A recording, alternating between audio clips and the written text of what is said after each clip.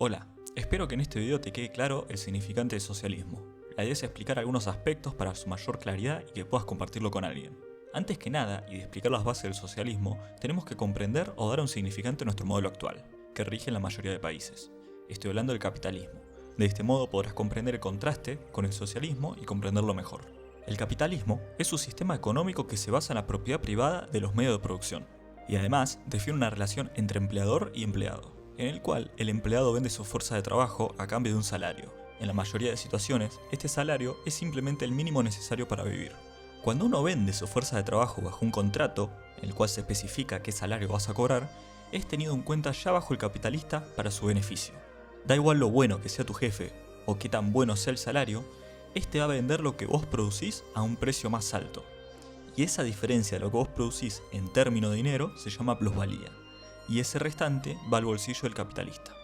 Esto es algo lógico, ya que si una empresa contrata a un empleado y le paga el 100% de lo que éste produce, entonces no hay beneficio. Y si no hay beneficio, esto es un gran no para el capitalismo, ya que tu empresa va a quebrar. Parte de esa plusvalía va al mantenimiento y desarrollo de la empresa, pero el problema es que siempre una parte va a ir a tu empleador. Así es como se forman las personas de poder, así es como el capital crece. Esta plusvalía no se usa para distribuir en la sociedad, sino que va para los intereses del capitalista. Hay un concepto importante a la hora de juzgar a un capitalista, y es que al final del día, sumando lo que produce más la plusvalía de todos sus empleados, no hay correlación ninguna.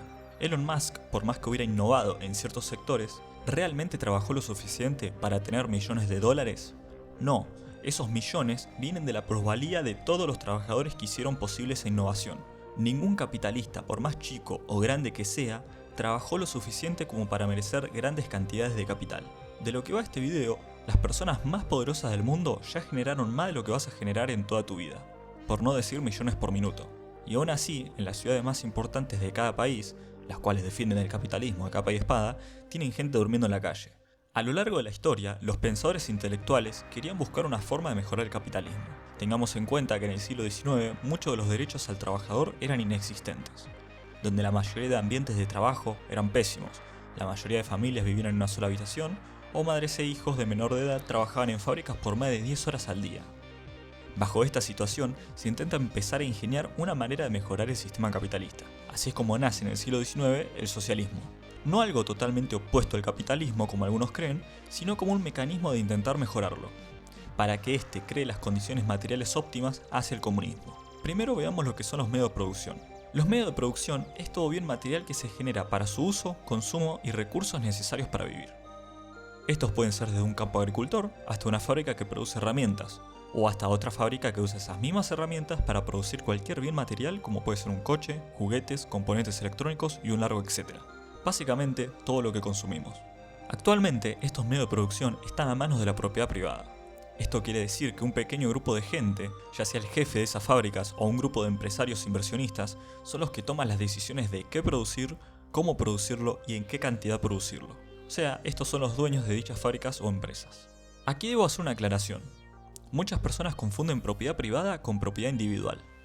Propiedad individual es todo bien material que vos comprás con tu salario, y eso te pertenece, ya sea un auto, un celular, una computadora, tus muebles o hasta incluso tu comida.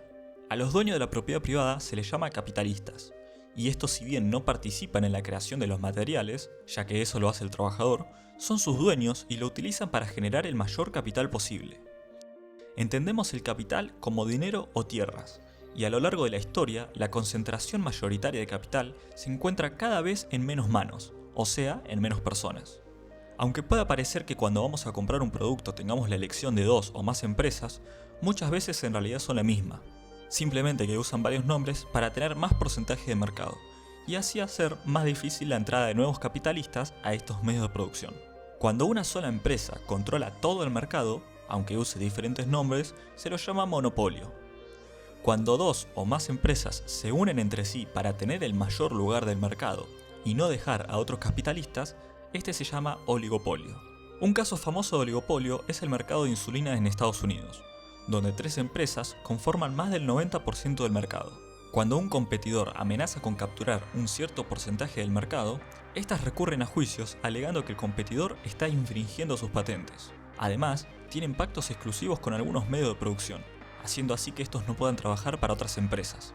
Y todo esto sumado a un gran precio, el cual les deja unos beneficios al año bestiales, sin importar que la insulina sea algo de vida o muerte para algunas personas. Todo por el capital. Luego, en un sector más pequeño, se encuentran los pequeños capitalistas. Estos son los dueños de pequeñas empresas, también conocidas como pymes. Estos pequeños capitalistas están al borde y en muchos casos terminan descendiendo a la clase trabajadora, mientras que un pequeño porcentaje de ellos puede unirse a la clase capitalista como tal. Con esto hay que tener en claro dos cosas. Una es que estos entes capitalistas no buscan que la humanidad prospere, no buscan el bienestar social. Lo único que buscan es la acumulación y prosperidad de su capital. A lo largo de los años, sobre todo cuando el mundo vivía en una polarización muchísimo más grande que el día de hoy, se produjeron cambios radicales en la estructura laboral, como la jornada de 8 horas, licencia por maternidad, jubilación, vacaciones pagas, que los menores no puedan trabajar y seguro médico de trabajo. Todos estos cambios no fueron producidos por los capitalistas, sino por un sinfín de lucha de la clase proletaria hacia el sistema, ya sea por el miedo de los capitalistas por perder su posible poder o para prevenir que dicha clase se levante en contra de los capitalistas o el gobierno en sí. Ahora que ya sabemos qué son los medios de producción, el socialismo es un movimiento político y económico que busca que la población proletaria se alce al poder y que éste distribuya, dirija y controle dichos medios. En el socialismo, la propiedad privada de los medios de producción es eliminada y estos pasan a ser propiedad colectiva a manos del Estado. Esto significa que la sociedad en su conjunto tiene el control sobre los recursos, los cuales son necesarios para producir bienes y servicios, y puede tomar decisiones democráticas sobre qué producir y cómo hacerlo, en lugar de buscar el beneficio privado.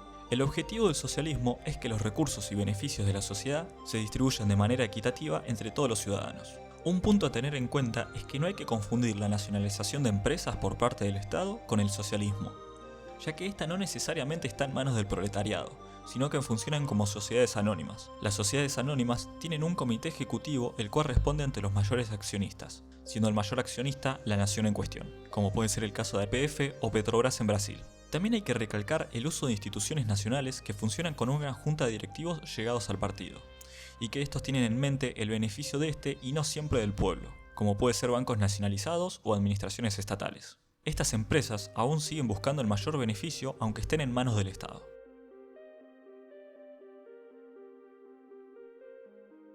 Karl Marx, junto a Engels, fue uno de los pensadores influyentes para el desarrollo del socialismo científico. Marx desarrolló la teoría del materialismo histórico, que sostiene que en la historia la humanidad está determinada por una lucha de clases. Dependiendo del momento histórico, podemos ver esta lucha persistente en la sociedad. En el feudalismo se pueden encontrar dichas luchas, como los terratenientes con el campesinado o la pequeña nobleza con la monarquía. Marx veía el modelo actual como una lucha entre la burguesía y el proletariado. Marx considera que los medios de producción en manos privadas son un sistema explotador, que genera desigualdades sociales, económicas y aliena al trabajador.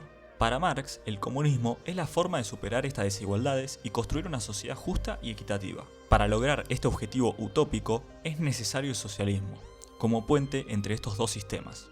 Marx no cae en lo que se llama socialismo utópico. Se le dice socialismo utópico a todo pensamiento socialista el cual no fundamenta sus actos mirando al pasado o teniendo en cuenta los hechos históricos.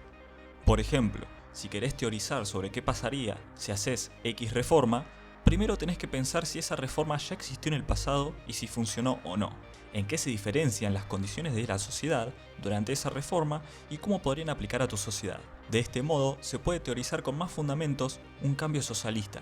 Muchos países que se consideran socialistas no adoptan el socialismo de Marx, y por ende buscan alternativas, como el socialismo de Bolívar o el socialismo árabe.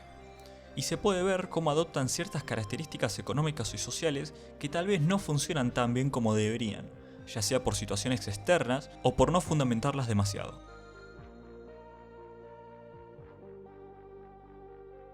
Albert Einstein, uno de los astrofísicos más famosos del siglo XX, presenta en 1949 un pequeño texto para un diario titulado Why Socialism o ¿Por qué socialismo? La mayoría de los grandes estados de la historia debieron su existencia a la conquista.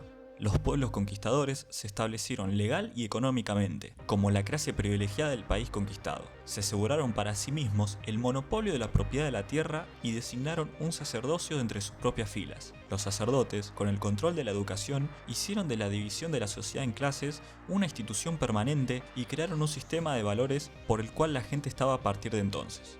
Una gran medida de forma inconsciente, dirigida en su comportamiento social. Para explicar el porqué de este fenómeno, Albert cita al economista y sociólogo Thorstein Veblen, el cual cataloga la historia de la humanidad desde el ejemplo anterior hasta hoy como la fase depredadora del desarrollo humano. Albert entiende esta fase capitalista como una fase depredadora donde no todos tienen la posibilidad dentro del mismo sistema, médico, educativo, social y laboral, y al no tener dicha posibilidad hay un depredador y una presa. La producción está orientada hacia el beneficio, no hacia el uso. No está garantizado que todos los que tienen capacidad y quieran trabajar puedan encontrar empleo. Existe casi siempre un ejército de desempleados. El trabajador está constantemente atemorizado con perder su trabajo, desde que desempleados y trabajadores mal pagos no proporcionan un mercado rentable. La producción de los bienes de consumo está restringida, y la consecuencia es una gran privación.